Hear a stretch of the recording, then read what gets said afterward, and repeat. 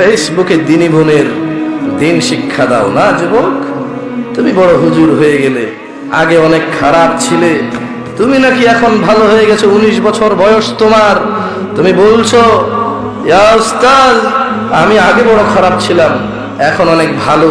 ফেসবুকে বোরখা পরা মেয়ের সাথে আমার কথোপকথন হয়, তাকে আমি বিয়ের প্রস্তাব দেই, আমার মা বাবা বড় খারাপ, তারা আমার বিয়ে মেনে নেয় না।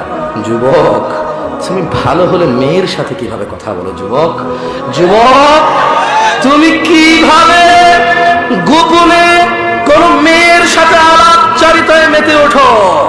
যুবক ওই মেয়ে যদি পর্দাশীল হয়, সে তোমাকে কিভাবে অ্যাড করে, তোমার মেসেজের কিভাবে উত্তর দেয়? যুবক তুমি যদি এতই ভালো হও, তুমি কিভাবে দিনী আপুর মেসেজের অপেক্ষায় থাকো? তুমি কিভাবে এটা করো? শোনো, আল্লাহ সেটাই বলছে।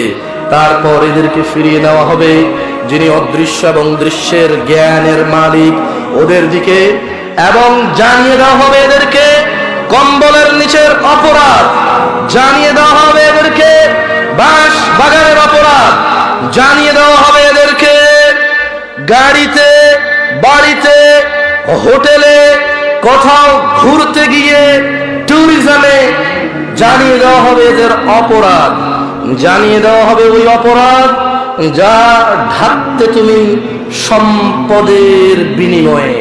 আল্লাহ তাই বলছেন।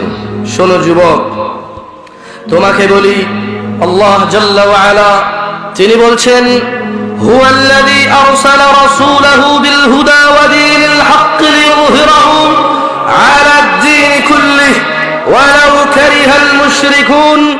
তিনি আল্লাহ তার রাসূলকে প্রেরণ করেছেন হিদায়াত ও সত্য দ্বীন সহ সকল দ্বীনের উপর তাকে বিজয়ী করার জন্য।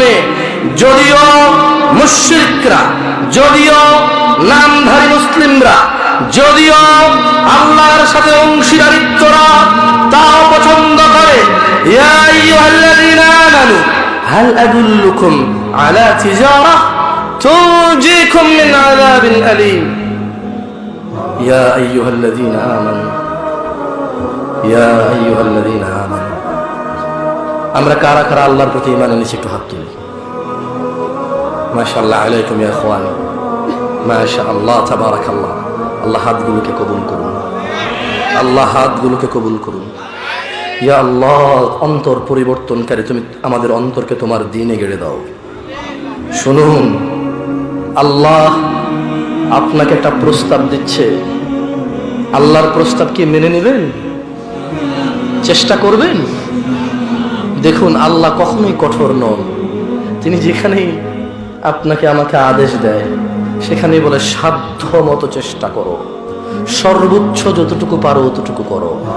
শোনো, অ্যাটলিস্ট অন্যায় থেকে বেঁচে থাকো, অ্যাটলিস্ট অন্যায় থেকে বেঁচে থাকো।